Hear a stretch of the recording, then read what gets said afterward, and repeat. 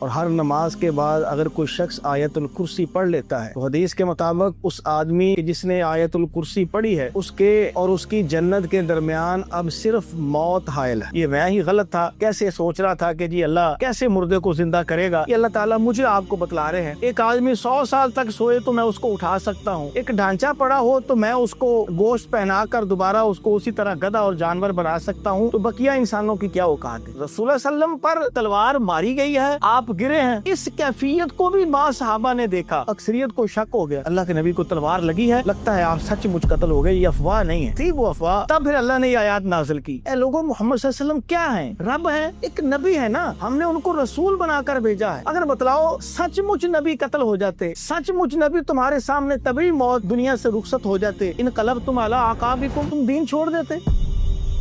یقیناً نبی کے ساتھ جو تعلق، جو اخلاص، جو محبت، جو قربت ابو بکر کو تھی وہ کسی کو نہیں تھی۔ بس ہمارے دماغ پر پردہ تھا اور ہم یہ سمجھ رہے تھے کہ شاید رسول اللہ صلی اللہ علیہ وسلم کی موت جو ہے یہ جملہ ہی غلط ہے۔ رسول اللہ صلی اللہ علیہ وسلم کے ساتھ اگر گستاخی ہے تو اللہ نے قرآن میں کتنی بار نبیوں کو بھی کہا اور رسول اللہ صلی اللہ علیہ وسلم کو بھی کہا کہ آپ کو موت آنی، انک میت و انہم میتون، اے نبی آپ ہی مریں گے اور جو آپ کے مرنے کی بد دعائیں کر رہے ہیں، انتظار کر رہے ہیں، ان بیوقوفوں کو بتاؤ ان کو بھی موت آنی۔ جو بھائی یا رسول اللہ مدد کہتے ہیں، آپ نے کبھی ان بھائیوں کی زبان سے یا ابو بکر صدیق مدد سنا؟ کبھی یا عمر فاروق مدد سنا؟ کبھی یا عثمان غنی مدد سنا؟ نہیں، یہ 2-3 خاص، یا رسول اللہ مدد، یا علی مدد، یا حسن حسین، اور اب ہر گلی میں مدد۔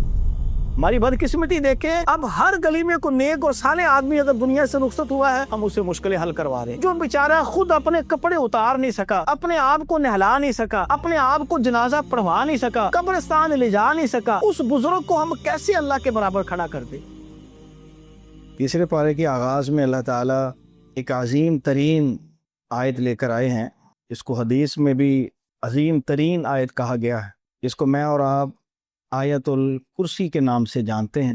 بڑی عظیم آیات ہیں، بڑی عظیم یہ چیز ہے کہ جس کے بارے میں کہ اگر کوئی شخص اس کو ہر نماز کے بعد پڑھے، 5 نمازیں فرض جو ہیں وہ ادا کی جائیں، اور ہر نماز کے بعد اگر کوئی شخص آیت الکرسی پڑھ لیتا ہے تو حدیث کے مطابق اس آدمی کہ جس نے آیت الکرسی پڑھی ہے اس کے اور اس کی جنت کے درمیان اب صرف موت حائل ہے۔ یعنی اگر اس نے عشاء کی نماز پڑھی اور اس کے بعد آیت الکرسی پڑھتا ہے تو فجر سے پہلے پہلے اگر اس کی موت آ جاتی ہے تو رسول اللہ صلی اللہ علیہ وسلم نے فرمایا اس آیت الکرسی کے پڑھنے کی برکت سے اللہ اس کو سیدھا جنت میں داخل فرمائے گا۔ بہت بڑا اعزاز ہے، بہت بڑی خوش قسمتی ہے، بڑی بد نصیبی ہوگی اگر ہمیں یہ یاد نہ ہو اور یہ بھی نہ یاد رہے کہ ہم نے اس کو ہر فرض نماز کے بعد پڑھنا ہے۔ اس لیے امید ہے اکثر بھائیوں کو آتی ہوگی، اگر جن کو نہیں آتی اس کو یاد کریں اور اس کو ہر فرض نماز کے بعد بھی پڑھیں اور رات کو سونے سے پہلے بھی پڑھیں۔ وہ بڑی مشہور حدیث حضرت ابو ہریرہ رضی اللہ تعالی عنہ والی کہ صدقۃ الفطر کے مال کی ان کو حفاظت کے لیے بٹھایا گیا تھا، تو انہوں نے دیکھا کہ ایک چھوٹا سا کوئی بچہ آیا ہے اور آ کر اس اناج کو چوری کر رہا ہے۔ آپ نے اس کو پکڑا، اس نے منتیں ترلے کی، میں بڑا بھوکا ہوں، بڑا ضرورت مند ہوں، مجھے بڑی ضرورت ہے، یہ ہے وہ ہے۔ وہ کہتے مجھے ترس آ گیا، میں نے اس کو چھوڑ دیا۔ فجر کی نماز کے لیے جب میں گیا تو رسول اللہ صلی اللہ علیہ وسلم نے مجھے بلایا اور کہا ابو ہریرہ وہ تیرے چور کا کیا بنا؟ انہوں نے کہا جی وہ بڑی منتیں ترلے کر رہا تھا اور بڑا حاجت مند اور ضرورت مند اپنے آپ کو شو کروا رہا تھا، تو پھر مجھے ترس آیا، میں نے چھوڑ دیا، پھر میں وہ کل پھر آئے گا۔ یہی ہوا، حدیث لمبی ہے، 3 دن وہ آتا رہا، 3 دن وہ اس کو پکڑتے رہے، 3 دن وہ منتیں ترلے کرتا رہا، حضرت ابو ہریرہ اس پر ترس کھا کے اس کو چھوڑتے رہے۔ تیسرے یا چوتھے دن اور ہر صبح اللہ کے نبی اس کو کہتے رہے آج پھر آئے گا، دھیان رکھنا ابو ہریرہ آج پھر آئے گا، اور وہ پھر آتا تھا۔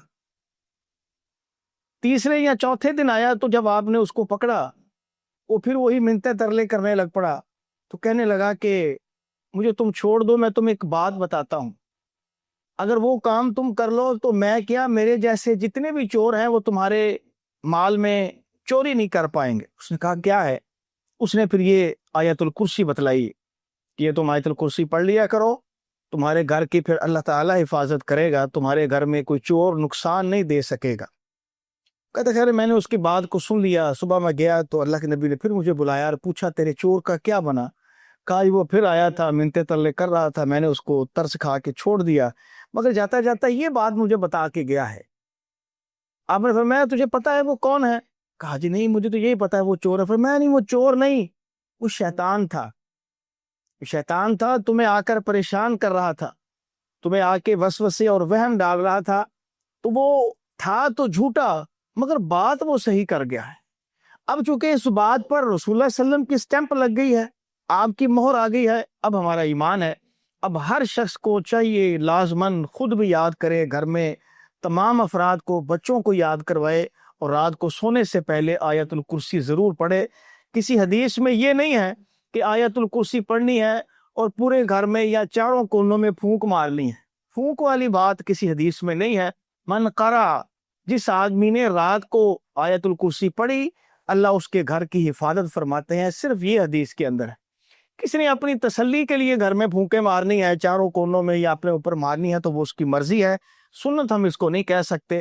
سنت صرف یہی ہے، حکم صرف یہی ہے کہ میں اور آپ آیت الکرسی کو یاد کریں اور اس کو رات کو سونے سے پہلے بھی پڑھیں اور ہر نماز کے بعد بھی پڑھیں۔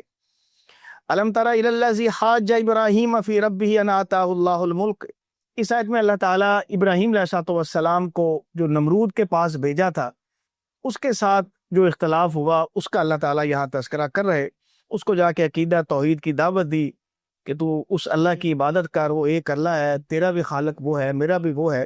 اذ قال ابراہیم ربی الذی یحیی و یمیت، ابراہیم علیہ السلام نے کہا کہ اے نمرود تجھے جو بادشاہت ملی ہے، اتنی مال و دولت ملی ہے، یہ اللہ نے تمہیں دی ہے۔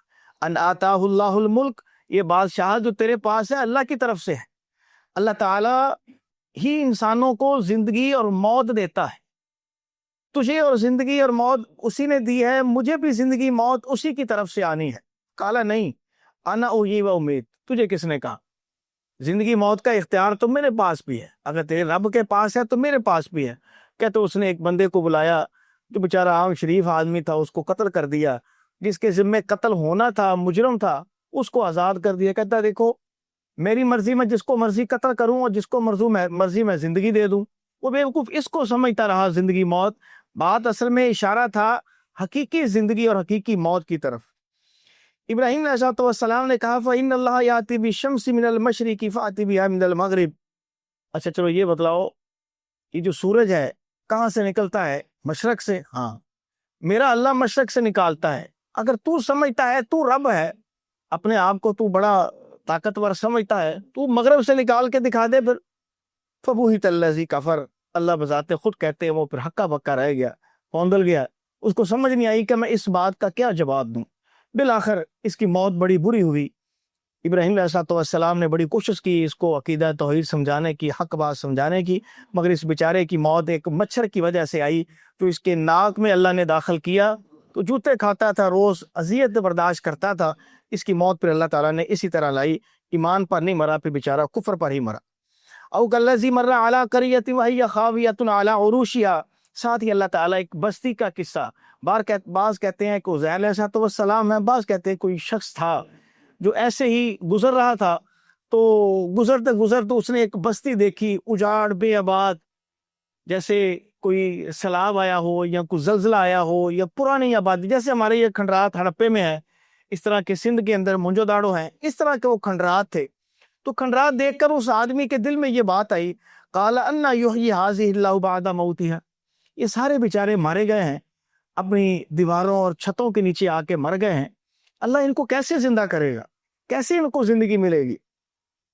فَأَمَاتَهُ اللَّهُ مِئَةَ عَامٍ ثُمَّ بَعَثَ، یہ بات سننے کے بعد اللہ تعالیٰ نے اسی بندے کو 100 سال تک نیند میں مبتلا کر دیا۔ وہ جہاں لیٹا تھا 100 سال اس کو سلائے رکھا، ثم غاثہ، پھر اس کو اٹھایا۔ قال کم لبثت، پوچھا گیا کتنی دیر سوئے ہو؟ قال لبثت یوما او بعض یوم، کہا دن کا تھوڑا سا حصہ، آدھا دن سویا ہوں یا بڑا سویا تو 1 دن اور 1 رات سویا ہوں، صبح میں اٹھ گیا ہوں۔ قال بل لبثت 100 عام فانظر الى طعامك وشرابك لم يتسنى، اس کو کہا گیا، آواز دی گئی نہیں تو ایک دن یا 1.5 دن آدھا دن نہیں سویا، 100 سال تک تجھے سلائے رکھا ہے۔ فانظر الی طعامک، تیرے ساتھ جو کھانا تھا تیرا، دیکھ وہ کتنا فریش پڑا ہے۔ 100 سال تک اللہ نے اس کھانے کو فریش اور تازہ اسی طرح رکھا۔ وشرابک لم یتسنہ، اور اپنے پانی کو دیکھ، 100 سال ہو گئے اس پانی کو پڑے، اس میں بدبو بھی نہیں آئی۔ پانی حالانکہ کچھ عرصے بعد بدبو مار دیتا ہے، اس کے اندر الی لگ جاتی ہے، اسمیل آ جاتی ہے یا خشک ہو جاتا ہے۔ 100 سال تک اللہ نے نہ پانی میں کو بدبو آنے دی، ذائقہ بدلنے دیا، نہ ہی کھانے کا۔ وانظر الی حمارک، اور اپنے اس گدھے کی طرف دیکھ، وہ سواری جو اس کی تھی۔ وَلِنَجْعَلَكَ آیَةً لِلنَّاسِ وَانظُرْ إِلَى الْعِظَامِ كَيْفَ نُنْشِزُهَا۔ اس نے دیکھا بات تو ٹھیک ہے، پانی بھی میرا فریش ہے، کھانا بھی میرا فریش ہے، گدھے کی طرف نظر دوڑائی، اس کی رسی پڑی ہے اور ساتھ اس کا ڈھانچہ پڑا ہے۔ رسی اسی طرح جیسے اس نے درخت کے ساتھ باندھی تھی وہ اسی طرح ہے، مگر ڈھانچہ پڑا ہے۔ وہ دیکھ کے بڑا حیران ہوا، کہا وَانظُرْ إِلَى الْعِظَامِ كَيْفَ نُنْشِزُهَا، تو گھبرانا بھی دیکھ ذرا، اب تیرے سامنے ہم اس کو گوشت پہنائیں گے۔ اس کے سامنے اللہ تعالیٰ نے اس ڈھانچے کو گوشت پہنایا، اس ڈھانچے پر گوشت آیا، وہ جس طرح ڈھانچہ تھا وہ مکمل ایک گدھا بن گیا۔ ثم نکسوها لحما، ہم نے اس کو اس کے گوشت کا، وہ جو ڈھانچہ خالی رہ گیا تھا، گوشت کا لباس اس کو پہنایا۔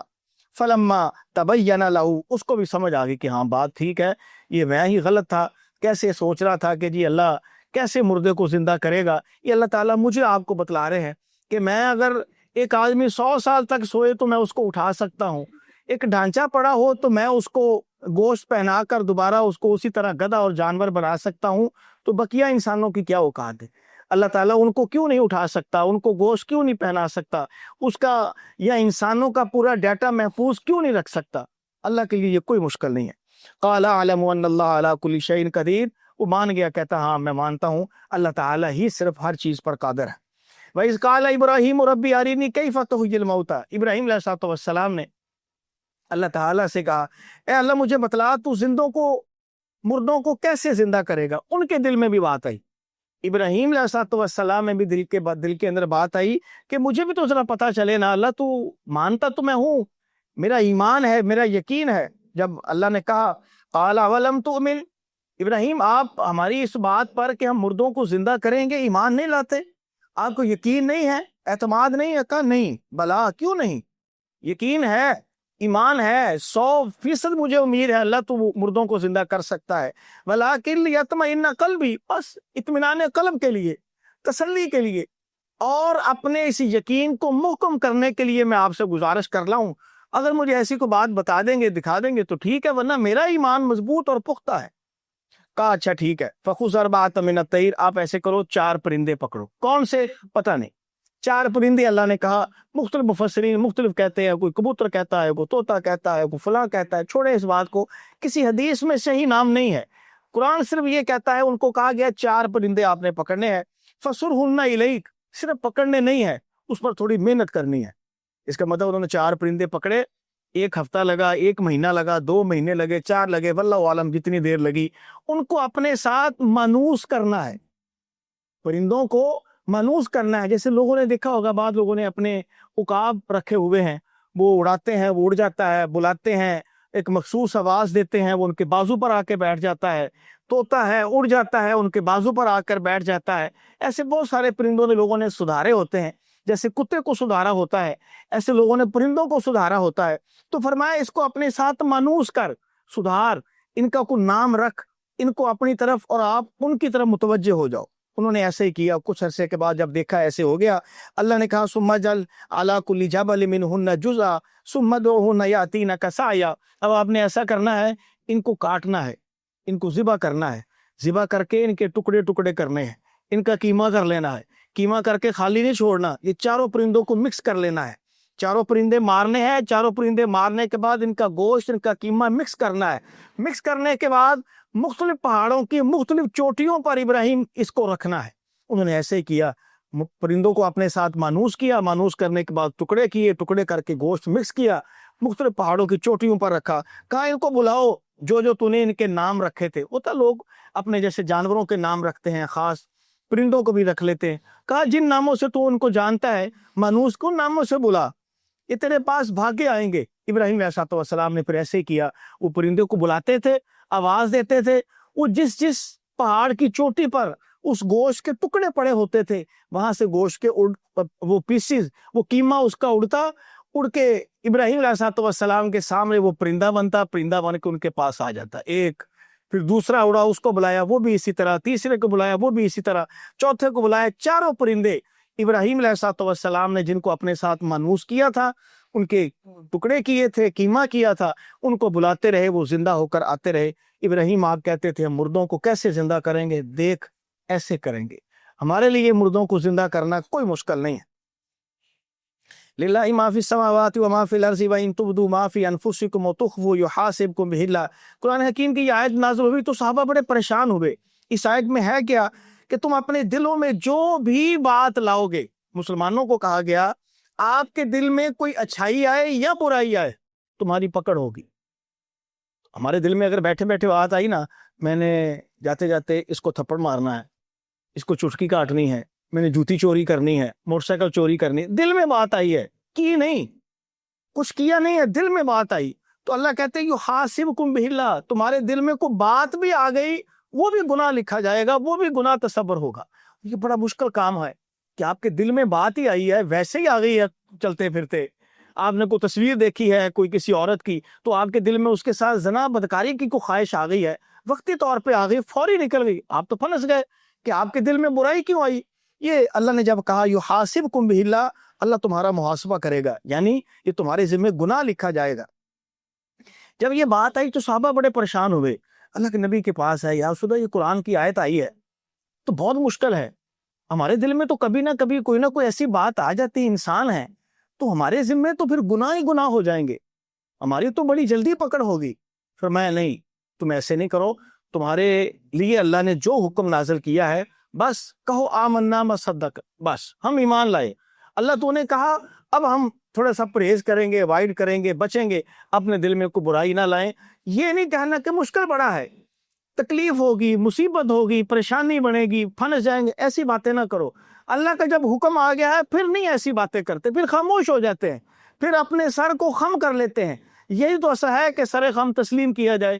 اگر آپ کو ایک چیز بری لگ رہی ہے، تکلیف دہ لگ رہی ہے، آپ عمل نہیں کر سکتے، تو اللہ کی اطاعت کیا ہے؟ یہ اللہ کی فرما برداری کیا ہے؟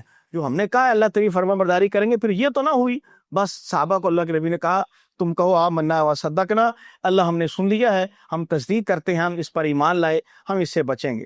تھوڑی دیر بعد اللہ تعالیٰ نے پھر وہ آیات نازل کر دی، لا یکلف اللہ نفسا الا وسعہا، نہیں بس پچھلا ہم آرڈر کینسل کرتے ہیں، اب انسان کی وسعت کے مطابق ہم اس پر تکلیف نازل کریں گے۔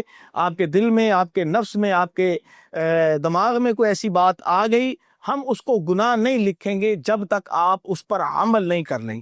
اب وہ ہم پچھلا آرڈر کینسل کر رہے ہیں، نیا آرڈر اللہ تعالیٰ نے پھر یہ نازل کر دیا۔ پھر یہ آخری آیات آمن الرسول بما انزل الیہ من ربہ والمؤمنون، اس کی مختلف احادیث ہیں۔ بعض احادیث میں یہ پتہ چلتا ہے کہ رسول اللہ صلی اللہ علیہ وسلم جب گئے وہاں آسمانوں کی سیر کے لیے، اس وقت اللہ تعالیٰ نے آپ کو یہ تحفہ دیا تھا۔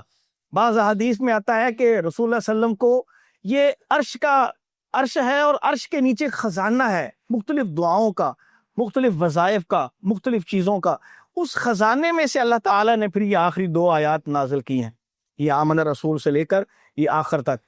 اس کو بھی خود بھی یاد کریں، گھر کے افراد کو بھی یاد کروائیں، اور ہر رات اس کو سونے سے پہلے پڑھ کر سویا کرے۔ حدیث کے مطابق جو آدمی ان 2 آیات کو، سورہ بقرہ کی آخری 2 آیات کو رات کو پڑھ کے سوئے گا، پوری رات اللہ تعالیٰ ایک تو اس کی حفاظت کرے گا، اور اللہ تعالیٰ اس کی ہر دعا قبول فرمائے گا۔ یہ خاص اعزاز ہے، خاص ایک فضیلت ہے اس آدمی کے لیے جو اس کو پڑھے گا۔ وما محمد الا رسول قد خلت من قبله الرسل افإن مات او قتل انقلبتم على اعقابكم ومن ينقلب على عقبيه فلن يضر الله شيئا۔ یہ احد کے موقع پر جب شیطان نے افواہ پھیلائی کہ محمد رسول اللہ صلی اللہ علیہ وسلم کو قتل کر دیا گیا ہے، تو صحابہ کرام اللہ کے نبی سے بڑی محبت کرتے تھے، بڑی ہی محبت کرتے تھے۔ بعض صحابہ کو جب پتہ چلا کہ اللہ کے نبی قتل ہو گئے ہیں، آپ فوت ہو گئے ہیں، دشمن نے آپ کو قتل کر دیا ہے، ہاتھوں میں پکڑی ہوئی تلواریں انہوں نے پھینک دی، اب کیا فائدہ لڑنے کا، اب ہم نے دنیا میں کیا لینا ہے؟ کیا اس جنگ کو جیت کے کرنا ہے؟ دفعہ مارو اس جنگ کو. جب ہمارا محسن ہی نہ رہا، ہمارا نبی ہی نہ رہا، تو ہم نے جی کے کیا کرنا ہے؟ آئے دشمن ہمیں مار دے، ہمیں قتل کر دے، ہمیں اب کوئی پرواہ نہیں ہے. ہر آدمی اپنی اپنی بولی بول رہا تھا کہ نہیں بس فائدہ کوئی نہیں. کوئی واپس مدینہ منورہ چلا گیا، پتہ چلا اللہ کے نبی قتل ہو گئے. اچھا پھر اب نبی نہیں رہے تو ہم نے کیا کرنا ہے؟ مدینہ منورہ واپس چلے گئے. اب چونکہ مٹی اڑی ہوئی تھی، دھول بڑی اڑی تھی، کسی کو سمجھ ہی نہ آئی، کسی کو پتہ ہی نہ چلا. چونکہ خالد بن ولید ابھی مسلمان نہیں ہوئے تھے، وہ پہاڑ کی چوٹی سے آئے تھے تو مسلمانوں پر انہوں نے پیچھے سے اچانک حملہ کیا تھا. تو تمام صحابہ کرام اس اچانک حملے کے لیے تیار نہیں تھے، تو سب گھبرائے ہوئے تھے. تو اسی وجہ سے جب یہ صورتحال بنی تو بڑے صحابہ کرام پریشان ہو کے ہمت ہار گئے، دل توڑ لیا، تلواریں چھوڑ دی، واپس چلے گئے، زمین پر بیٹھ گئے، لیٹ گئے. بھائی آئے اب مکے کے مشرک آئے، ہمیں قتل کر دیا، ہمیں زندگی نہیں چاہیے. جب یہ صورتحال ہوئی، اللہ نے پھر خیر صورتحال وہ ٹھیک ہو گئی. پتہ چل گیا صحابہ کرام کو نہیں اللہ کے نبی تو زندہ ہے، یہ تو شیطان نے افواہ اڑائی تھی. ہوا کچھ ایسے کہ رسول اللہ صلی اللہ علیہ وسلم پر ایک کافر نے آ کر تلوار ماری. تو تلوار لگنے سے وہ تلوار رسول صلی اللہ علیہ وسلم نے سر پہ لوہے کی ٹوپی پہنی تھی جس کو خود کہتے ہیں، اور اس کے ساتھ ایسے وہ لڑیاں سی لٹک رہی ہوتی ہیں لوہے کی.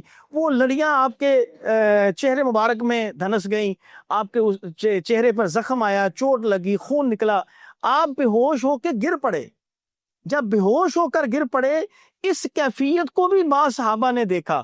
تو جب اس کیفیت کو کہ رسول اللہ صلی اللہ علیہ وسلم پر تلوار ماری گئی ہے، آپ گرے ہیں، اکثریت کو شک ہو گیا، بس گئے، اللہ کے نبی کو تلوار لگی ہے، لگتا ہے آپ سچ مچ قتل ہو گئے، یہ افواہ نہیں ہے. تھی وہ افواہ. آپ تھوڑی دیر کے لیے بے ہوش ہوئے، چند صحابہ آگے ہوئے، جلدی جلدی اٹھایا، آپ کے چہرے میں وہ جو وہ لڑیاں، وہ کڑیاں وہ لگی ہوئی تھی، ان کو نکال کر جب نکالا اس کو باہر، تو اس وقت تک تو خون ہلکا ہلکا نکل رہا تھا.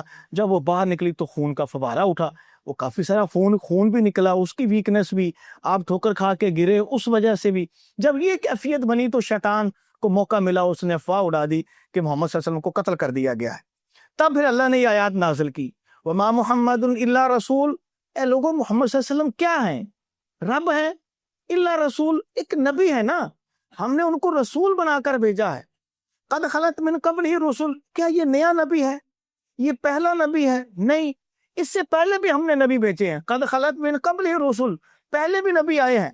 افإن مات او قتل، جو پہلے آئے ہیں وہ قتل بھی ہوئے ہیں، جہاد میں زندہ بھی گئے ہیں، تبھی موت بھی مرے ہیں، ان کو بھی موت آئی ہے، اس کو بھی موت آنی ہے. تم لوگ بتلاؤ، افإن مات، رسول اللہ صلی اللہ علیہ وسلم کو طبعی موت آ جائے، یعنی آدمی ویسے جیسے موت آتی ہے وہ موت آ جائے، او قتلا، یا دشمن قتل کر دے، جیسے افواہ اڑی تھی. چلو وہ تو افواہ تھی، جھوٹی خبر تھی. اگر بتلاؤ سچ مچ نبی قتل ہو جاتے، سچ مچ نبی تمہارے سامنے طبعی موت دنیا سے رخصت ہو جاتے، انقلبتم علی اعقابکم، تم دین چھوڑ دیتے. یہ دین تم نے نبی کے لیے لیا تھا، میرے کہنے پر میرے لیے تم نے عقیدہ توحید نہیں اختیار کیا تھا. یہ دین تو میں نے بھیجا تھا، دین میں نے نبی کو دے کر بھیجا تھا. میں نے تمہیں کہا ہے کہ دین پر چلنا ہے. کیا نبی تمہارے درمیان نہ رہیں گے، کفر اختیار کر لو گے، تلواریں چھوڑ دو گے، اپنے آپ کو بالکل بے بس اور کمزور سمجھو گے؟ کیسے لوگ ہو تم؟ انقلبتم علی اعقابکم، تم اپنی ایڑیوں پر پھر جاؤ گے، بالکل دین سے متنفر ہو جاؤ گے، اسلام سے متنفر ہو جاؤ گے. وَمَن يَنقَلِبْ عَلَىٰ عَقِبَيْهِ، تو سن لو پھر، جو کوئی ایسا کرے گا وہ اپنا نقصان خود کرے گا. یہ کوئی عقل مندی نہیں ہے کہ اگر رسول اللہ صلی اللہ علیہ وسلم کو قتل کر دیا گیا تو چھوڑو جی ہم نے دین پر عمل ہی نہیں کرنا، چھوڑو جی ہم نے جہاد ہی نہیں کرنا، چھوڑو جی ہم نے اب دین کو کیا کرنا ہے، اب ہم نے زندہ رہ کے کیا باتیں کر رہے ہو تم؟ غلط باتیں ہیں یہ. غلط باتیں اگر کرو گے، اللہ کہتے تم اپنا نقصان کرو گے. فَلَن يَضُرَّ اللَّهَ شَيْئًا، اللہ کا کچھ نہیں بگڑے گا. اللہ تمہیں مار دے گا، تم تمام صحابہ کو، اللہ تم سب کو ختم کر دے گا، تمہاری جگہ ایک نئی قوم لے آئے گا. اللہ کو کیا ہے؟ اللہ کے ہاں کو مشکل ہے. وَيَسْتَنبِلْ قَوْمًا غَيْرَكُمْ، ہم نے کتنی قوموں کے ساتھ ایسا ہی کیا ہے. نبی بھیجا ہے، نبی نے جا کر اسلام کی دعوت دی ہے، وہ نہیں مانے، ہم نے پوری کی پوری بستی کو ادھیڑ کر رکھ دیا، وہاں ایک نئی بستی آباد کر دی. تو مجھ اللہ کے لیے مشکل نہیں ہے. فَلَن يَضُرَّ اللَّهَ شَيْئًا، تم میرے دین کا کوئی نقصان نہیں کرو گے، میرے نبی کے اسلام کا نقصان نہیں کرو گے، اپنا نقصان کرو گے. اس لیے یہ صحابہ یہ تمہاری سوچ غلط ہے کہ رسول اللہ صلی اللہ علیہ وسلم کو قتل کر دیا جائے یا طبعی موت وہ دنیا سے رخصت ہو تو تم دین چھوڑ کے بیٹھ جاؤ گے، یہ کوئی دانائی نہیں ہے۔ بس یجزی اللہ الشاکرین، یقیناً اللہ تعالیٰ جو شکر گزار ہوتے ہیں، اللہ کی نعمتوں کی شکر گزاری کرتے ہیں، اللہ تعالیٰ ان کو ضرور جزا دیتا ہے۔ جتنی دیر ہم نے نبی کو تمہارے درمیان رکھنا ہے، فرض کرو رکھا ہے، اب وہ قتل ہو گئے ہیں تو ٹھیک ہے، کوئی ایسی بات نہیں، اللہ کا فیصلہ سمجھ کے تم اس دین پر چلو، اس دین کو آگے بڑھاؤ، تم کیسی باتیں کر رہے ہو؟ تو یہ صحابہ کرام کو اللہ تعالیٰ نے پھر یہاں منع کیا کہ تم لوگوں کو ایسی باتیں نہیں کرنی چاہیے۔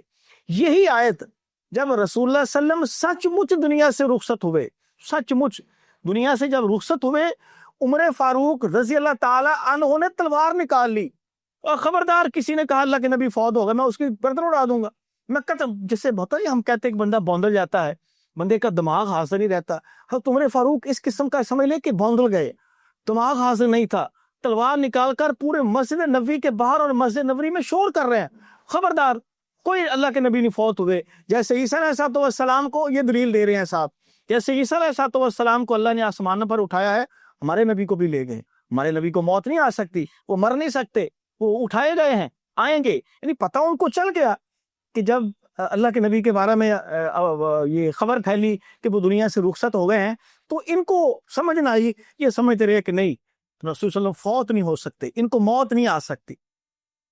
ابو بکر صدیق کو پتہ چلا کہ اللہ کے نبی فوت ہو گئے ہیں، آپ کہیں بستی سے باہر تھے، اب جلدی جلدی اپنے بیٹی کے گھر عائشہ رضی اللہ عنہا کے گھر آئے، گھر آ کر آپ نے رسول اللہ صلی اللہ علیہ وسلم کے چہرے پر، وہ پورے جسم پر ایک چادر اڑائی ہوئی تھی فوت ہونے کے بعد، آپ نے ان کی چادر کو اٹھایا، ان کے چہرے پر بوسہ لیا، بوسہ لینے کے بعد چادر دوبارہ اسی طرح ان کے چہرے پر کر دی، اور باہر شور ہو رہا ہے مسجد نبی میں، عمر فاروق اونچی اونچی اور دو چار صحابہ ان کے ساتھ اور مل گئے کہ ہاں عمر کی بات ٹھیک ہے، عمر صحیح کہہ رہے ہیں، اللہ کے نبی فوت نہیں ہوئے، خبردار کسی نے فوت ہوا کہا۔ خیر انہوں نے کسی کی بات نہ سنی، مسجد نبی میں حضرت ابوبکر صدیق آئے، اللہ کے نبی کے ممبر پر بیٹھے اور ممبر پر بیٹھ کر ان کو کہا لوگو بات سنو، اور ساتھ یہ آیت پڑھی وما محمد الا رسول قد خلت من قبلہ رسل افئن مات او قتل، کہ محمد صلی اللہ علیہ وسلم اللہ کے رسول ہیں، بس رب نہیں ہیں، وہ اللہ کے رسول ہیں، پہلے بھی رسول آئے ہیں، ان کو بھی موت آتی تھی، اس کو بھی موت آنی ہے، اگر رسول اللہ صلی اللہ علیہ وسلم کو موت طبعی آ جائے یا قتل کر دیے جائیں تو تم لوگ ایسے شور کرنا شروع کر دو گے، ہو جی دین گیا، یہ کہنا شروع کر دو گے کہ اللہ کے نبی کو موت نہیں آ سکتی، ان کو موت آئی نہیں ہے، کیسی باتیں کر رہے ہو؟ تو لوگوں سن لو، تم میں سے کوئی بھی شخص اگر وہ رسول اللہ صلی اللہ علیہ وسلم کی عبادت کرتا تھا، رسول اللہ صلی اللہ علیہ وسلم کو رب سمجھتا تھا، تو وہ سن لے محمد رسول اللہ صلی اللہ علیہ وسلم قد مات، ان کو موت آ گئی۔ اور اگر تم میں سے کوئی شخص اللہ کی عبادت کرتا تھا تو یقیناً اللہ تعالیٰ حی بھی ہے، قیوم بھی ہے، وہ زندہ بھی ہے اور اس نے ہمیشہ زندہ ہی رہنا ہے، یہ صرف اللہ کی ہے، رسول اللہ صلی اللہ علیہ وسلم کی نہیں ہے۔ تو تم میں سے کوئی یہ سمجھے کہ رسول اللہ صلی اللہ علیہ وسلم کو موت نہیں آنی تھی تو وہ غلط کہہ رہا ہے، موت آنی تھی، موت صرف اللہ کی ذات کے ساتھ گناہ ہے لفظ، ہم کہیں نا کہ اللہ کو موت آ گئی، یہ حرام جملہ ہے، یہ ناجائز جملہ ہے، ہم کہیں آدم کو موت آئی حق ہے، موسیٰ کو آئی حق ہے، ابراہیم کو آئی حق ہے، یوسف کو آئی حق ہے، محمد رسول اللہ صلی اللہ علیہ وسلم کو آئی حق ہے، جھوٹ نہیں ہے، حق ہے، یہ سچ ہے کہ رسول صلی اللہ علیہ وسلم کو موت آئی ہے، آپ وفات آپ کو ہوئی ہے، ہاں فرق صرف اتنا ہے، فرشتہ آیا تھا، اس نے آ کر پوچھا تھا اے محمد صلی اللہ علیہ وسلم میں اللہ کی طرف سے بھیجا گیا ہوں، آپ کی موت کا وقت آ گیا ہے، بتائیے جانا ہے کہ کچھ عرصہ اور رہنا ہے؟ کہا کچھ عرصے کے بعد، کہا جی کچھ عرصے کے بعد پھر اللہ کے پاس جانا ہے، موت سے کوئی نہیں بچا اور بقا کسی کو، موت سے بقا ہے صرف ایک ہستی کو اور وہ اللہ تعالیٰ کی ہستی۔ کہا اچھا نہیں، میں دنیا میں نہیں رہنا چاہتا، میں اللہ کے پاس اپنے دوست کے پاس جانا چاہتا ہوں، میں اس کی ملاقات کو پسند کروں گا۔ اور آپ نے کہا بھی، جب یہ تقریباً کوئی آپ سمجھ لیں کہ 3 4 5 دن پہلے یہ فرشتہ آیا تھا جس نے آ کر اللہ کے نبی کو کہا تھا کہ جی آپ کی موت کا وقت قریب ہے، بتائیں آپ نے موت لینی ہے کہ اور مہلت لینی ہے؟ تو آپ نے کہا نہیں، میں اللہ سے ملاقات کو پسند کروں گا۔ پھر رسول اللہ صحابہ کے کندھوں پر ہاتھ رکھ کے تھوڑی سی اپنے اندر قوت پیدا کر کے تو محراب پر آ کر بیٹھے اور بیٹھ کر کہا لوگوں کو کہ اللہ نے ایک بندے سے پوچھا بتا تو کیا چاہتا ہے؟ میری ملاقات چاہتا ہے یا دنیا میں چاہتا ہے؟ تو اس بندے نے کہا نہیں اللہ میں تیرے سے ملاقات چاہتا ہوں. یہ نہیں کہا کہ میرے سے بات ہوئی ہے، یہ نہیں کہا کہ میرے پاس فرشتہ آ کے پوچھ کے گیا ہے، ڈائریکٹلی یہ نہیں کہا کہ میری موت کا وقت قریب ہے، اشارہ کیا. تو اس سے پہلے یہ جو صورت ہے اذا جاء نصر اللہ والفتح، یہ صورت پڑھی اور اس وقت بھی کہا گیا کہ اللہ تعالیٰ نے ایک بندے کو اختیار دیا تو اس نے اللہ سے ملاقات کو پسند کیا. تو ابو بکر صدیق رضی اللہ تعالیٰ عنہ رونا شروع ہو، اونچی اونچی رونا شروع ہو گئے. صحابہ کہتے ہیں ہم نے کہا اللہ کے نبی کسی بندے کی بات سنا رہے ہیں، ابو بکر ایسے ہی روتے جا رہے ہیں، وہ کون سا کو اپنی بات کر رہے ہیں، وہ تو کسی کی بات کر رہے ہیں. کہتے جب کچھ عرصے کے بعد ہم نے پتہ چلا کہ رسول اللہ صلی اللہ علیہ وسلم دنیا سے رخصت ہو گئے، ہم سمجھ گئے یقیناً نبی کے ساتھ جو تعلق، جو اخلاص، جو محبت، جو قربت ابو بکر کو تھی وہ کسی کو نہیں تھی. ابو بکر کو پتہ چل گیا تھا کہ یہ بات رسول اللہ صلی اللہ علیہ وسلم کی ہو رہی ہے، کسی عام بندے کی نہیں ہو رہی، اس لیے وہ 2 4 5 دن ہفتہ پہلے رونا شروع ہو گئے تھے کہ اللہ کے نبی کا آخری وقت آ گیا ہے. تو خیر بات کر رہا تھا، یہ اس وقت آیت ابو بکر صدیق رضی اللہ تعالیٰ عنہ نے پڑھی، حضرت عمر فاروق نے بھی اور بقیہ صحابہ نے بھی کہا. اس نے کہا ہاں یہ تو قرآن کی آیت ہے، ہمارے دماغ سے تو نکل ہی گئی، ہمیں تو ایسا لگ رہا ہے جیسے یہ آیت آج نازل ہوئی ہے. کہ یہ آیت اس بات کی بہت بین دلیل ہے کہ رسول اللہ صلی اللہ علیہ وسلم کو موت آنی، موت کی 2 ہی شکلیں ہیں، 2 ہی طریقے ہیں، یا دشمن آپ کو قتل کرے گا یا آپ تبھی موت مر جائیں گے. تو یہ دونوں کاموں میں سے ایک ہونا ہی ہونا تھا. بس ہمارے دماغ پر پردہ تھا اور ہم یہ سمجھ رہے تھے کہ شاید رسول اللہ صلی اللہ علیہ وسلم کی موت جو ہے یہ جملہ ہی غلط ہے، جملہ ہی کیا کہتے ہیں گستاخی والا ہے. نہیں، رسول اللہ صلی اللہ علیہ وسلم کے ساتھ اگر گستاخی ہے تو اللہ نے قرآن میں کتنی بار نبیوں کو بھی کہا اور رسول اللہ صلی اللہ علیہ وسلم کو بھی کہا کہ آپ کو موت آنی. انک میت و انہم میتون، اے نبی آپ ہی مریں گے اور جو آپ کے مرنے کی بد دعائیں کر رہے ہیں، انتظار کر رہے ہیں، ان بیوقوفوں کو بتاؤ ان کو بھی موت آنی ہے. تو اللہ خود کہہ رہا ہے کہ نبی آپ کو موت آنی ہے. تو لفظ موت نبی کے ساتھ گستاخی نہیں ہے. اگر گستاخی ہے تو نعوذ باللہ اللہ کو پھر آپ کیا کہیں گے؟ اگر گستاخی ہے تو ابو بکر صدیق کو کیا کہیں گے؟ انہوں نے کہا قد مات، رسول اللہ صلی اللہ علیہ وسلم فوت ہو گئے، ان کو موت آ گئی ہے، انہوں نے کہا ہے. تو یہ گستاخی نہیں ہے، یہ اصل حقیقت ہے کہ اللہ تعالیٰ بتلانا یہ چاہتے ہیں کہ انسان مخلوق ہے، رب ہے، خالق ہے. یہ بنیادی فرق ہے جو مجھے آپ کو سمجھنا ہے. اسی کو ہم نے گٹ مٹ کر دیا ہے. ہم نے رسول اللہ صلی اللہ علیہ وسلم کو اللہ کے ساتھ کھڑا کر دیا ہے، اللہ کے برابر کھڑا کر دیا ہے. اللہ کی صفات رسول اللہ صلی اللہ علیہ وسلم میں سمجھنی شروع ہو گئی ہیں، تبھی تو ہم ان سے مدد مانگتے ہیں. میں تو اکثر کہتا ہوں، آپ پوچھیں جو بھائی یا رسول اللہ مدد کہتے ہیں، آپ نے کبھی ان بھائیوں کی زبان سے یا ابو بکر صدیق مدد سنا؟ کبھی یا عمر فاروق مدد سنا؟ کبھی یا عثمان غنی مدد سنا؟ نہیں. یہ 2 3 خاص، یا رسول اللہ مدد، یا علی مدد، یا حسن حسین، اور اب ہر گلی میں مدد. ہماری بدقسمتی دیکھیں، اب ہر گلی میں کوئی نیک اور صالح آدمی اگر دنیا سے رخصت ہوا ہے، ہم اسے مشکلیں حل کروا رہے ہیں، ہم اسے اپنی مصیبتیں دور کروا رہے ہیں. جو بیچارہ خود اپنے کپڑے اتار نہیں سکا، اپنے آپ کو نہلا نہیں سکا، اپنے آپ کو جنازہ پڑھوا نہیں سکا، قبرستان لے جا نہیں سکا، اس بزرگ کو ہم کیسے اللہ کے برابر کھڑا کر دے؟ وہ ولی اللہ کیسے مشکل کشا ہو سکتا ہے جو قبرستان جانے کے لیے بیچارہ بے بس تھا، جو غسل کرنے کے لیے بے بس تھا، جو کفن پہننے کے لیے بے بس تھا، جس کو ہم نے آگے رکھ کے دعائیں پڑھی اور اس کی بخشش کی دعائیں کی، اور اس بزرگ اور نیک صالح آدمی کو قبرستان چھوڑ کے آئے. قبرستان میں گیا، قبر میں گیا اور نعوذ باللہ اللہ بن گیا. اب اس کے ہم مددیں مانگ رہے ہیں، اس سے مشکلیں حل کروا رہے ہیں، اور کہہ رہے ہیں کہ تقدیر بدلنے والے دائے، کیا وہ قوالی؟ تقدیر بدلنے والے دائے وچ لاہور دے ڈیرا. یہ قوالی ہے، ہم ہی نے بنائی ہے، کسی ہندو سکھ عیسائی نے نہیں بنائی. یہ کسی جاہل مسلمان کے شعر ہیں جو علی اجویری رحمۃ اللہ علیہ کے متعلق اس نے کہا ہے کہ تقدیر بدلنے والے دائے وچ لاہور دے ڈیرا. جس نے تقدیر بدلوانی ہے علی اجویری کے پاس جائے، وہ تقدیر بدلے گا. کیسے وہ بدلے گا؟ بھائی اللہ بدلتا ہے، وہ خالق ہے، وہ تقدیریں بناتا ہے، وہی بدلتا ہے. اللہ مجھے اور آپ کو حق بات سمجھنے اور اس پر استقامت عطا فرمائے. وما علینا الا البلاغ المبین. السلام علیکم.